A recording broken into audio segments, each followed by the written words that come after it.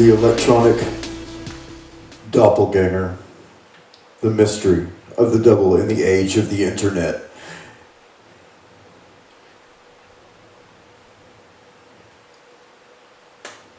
You will have noticed something was said in yesterday's public lecture that is of great significance for the acquisition of spiritual knowledge within human life.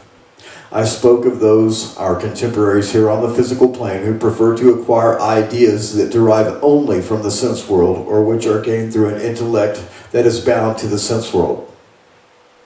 I indicated how, after death, human beings do not wish to know of anything other than the sense world, remain tied in a way to surroundings that still fall strongly within the earthly, physical region in which the human being resides between birth and death. As a consequence, destructive forces are created within the physical world through such human beings who, owing to their life in the physical body, remain tied to the earthly physical world for a long time after death. In discussing such a matter, one touches on deep, profound secrets of human life, mysteries which for centuries, millennia one could say, have been carefully guarded by certain occult societies. Okay, right there, we're on the first page and he's already talking about secret societies. Many of you, my listeners, know that I myself am in a secret society. One of the world's most powerful secret societies is called the OTO. And so I'm not bashing secret societies, but Steiner is kind of, he's a little bit hard on them. Let's continue. These societies claimed, we will not examine today with what justification, that human beings were not mature enough to receive such truths, such secrets, which, if they were to become known, would cause great confusion. We will have less to say today about the justification for withholding from human beings such deeply penetrating truths, so significant for life, and cultivating them only within the narrow circles of occult schools. It must be said, however, that the time has come when wider circles of humanity cannot and must not remain without communications of these secrets about the supersensible world, such as I mentioned yesterday. Indeed, public communication of these matters must be taken further and further.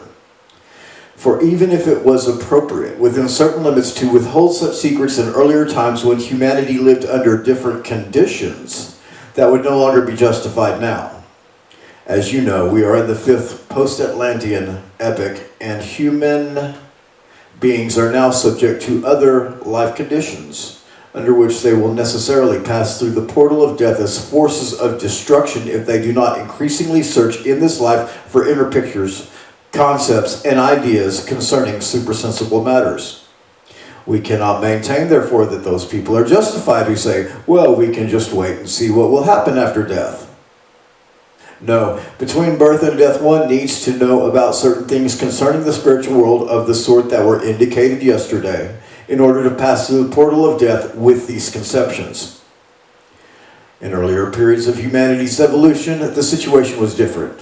As you know, until well into the 16th century, before the emergence of the Copernican worldview, human beings held entirely other beliefs about the structure of the world. It was necessary, of course, for human progress and for the advance of human freedom within humanity's evolution that the Copernican worldview made its appearance, just as spiritual science must make its appearance now.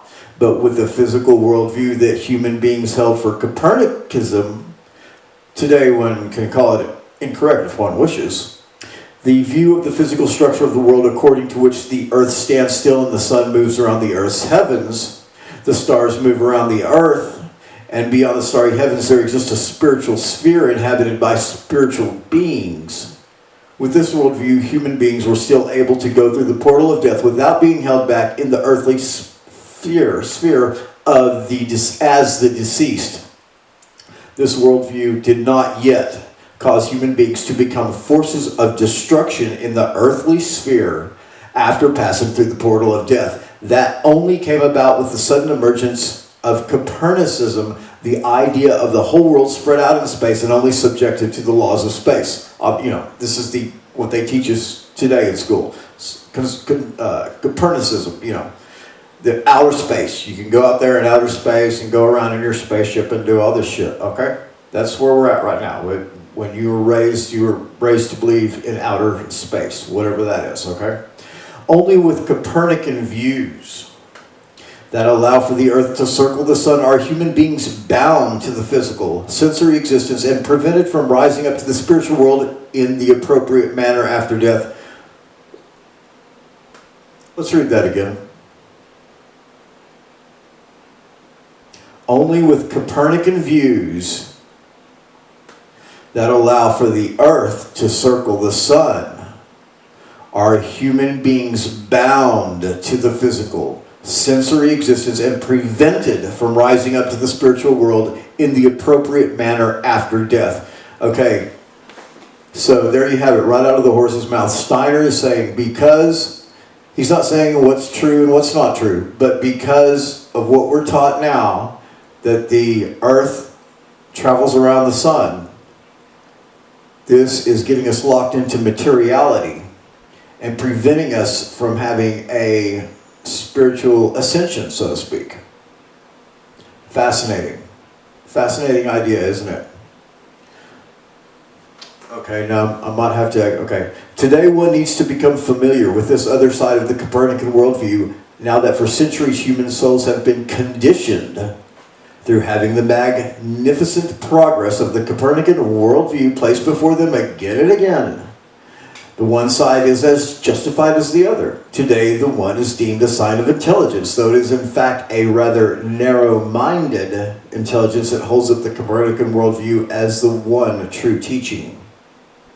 Whereas the other, that, due to their Copernican worldview, human beings remain bound to the earth after death unless they acquire a spiritual conception, such as can be acquired within spiritual science today, is still considered foolishness and folly by the people at present. In other words, if you think that the heavens and the sun and everything revolves around the earth, you'll be considered to be foolish in today's world. I think that's true.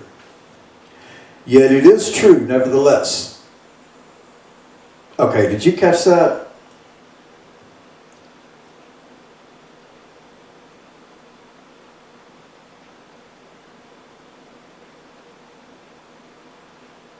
Okay. Oh, let's back up. Let's look at this.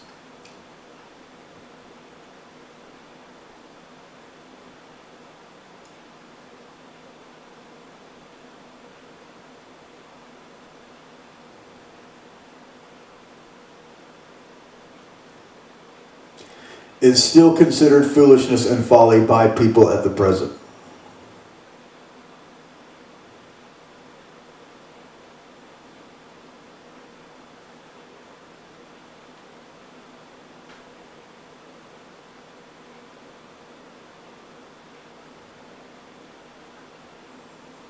Allow the earth to circle the sun. Okay, we're really tearing this apart here.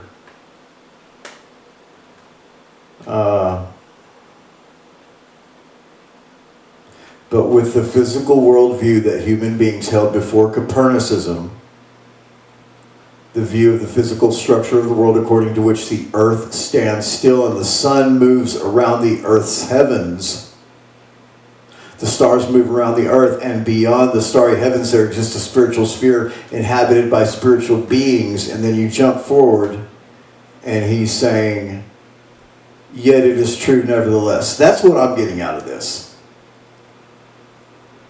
Okay? What's next? The flat earth?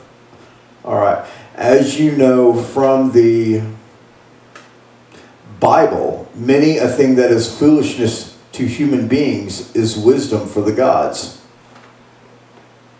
Okay, so he's kind of quoting the Bible there. Now that's no surprise. Steiner being a mystic Christian, okay? When human beings pass through the portal of death, they thereby alter the nature of their consciousness. It would be a completely false idea to believe that human beings lose consciousness after death. This peculiar idea is even prevalent among groups that call themselves theosophical. it is a nonsense. For on the contrary, consciousness becomes much more powerful, much more intense, but it is then of a different nature. Conscious ideas after death must be considered something else entirely, even when contrasted with our normal conceptions of the physical world. After death, the human being comes into contact with those people first and foremost with whom he is karmically linked during his life. In the spiritual world between death and a new birth, the deceased may encounter many human souls whom he penetrates, for the principle of penetrability rather than impenetrability applies there. For the principle of penetrability rather than impenetrability applies there, while those whom he passes by, if I can use that expression, are not present there for him. Those who are present there for him are those with whom he has a karmic connection. Through our life on earth, we need to grow into a general relationship between worlds even after death. The founding of societies established on purely spiritual grounds has already become a task for humanity of the present and of the future. Why does one seek to establish societies such as the Anthroposophical Society? Why does one seek to unite people in a sense under such ideas? Because a karmic bond is thereby established between human beings who are meant to find each other in the spiritual world. They are meant to be together in the spiritual world, which is something they could not do if they wandered around cut off from one another here. By creating the opportunity for human beings to share and spread spiritual knowledge and wisdom, we achieve an enormous amount for life in the spiritual world. This then acts back on the physical sense world, which is constantly under the influence of the spiritual world.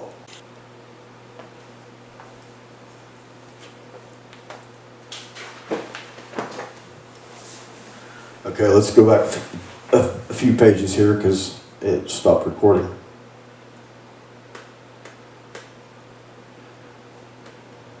Today one needs to become familiar with this other side of the Copernican worldview. Now that for centuries human souls have been conditioned through having the magnificent progress of the Copernican worldview placed before them again and again, the one side is as justified as the other.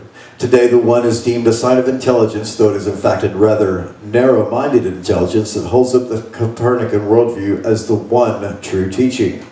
Whereas the other, that due to their Copernican worldview, human beings remain bound to the earth after death unless they acquire a spiritual conception, such as can be acquired within spiritual science today, is still considered foolishness and folly by people at present. Yet it is true. Nevertheless, what's true? The Copernican, the worldview before the Copernican worldview? Let's go back and look at that. The idea that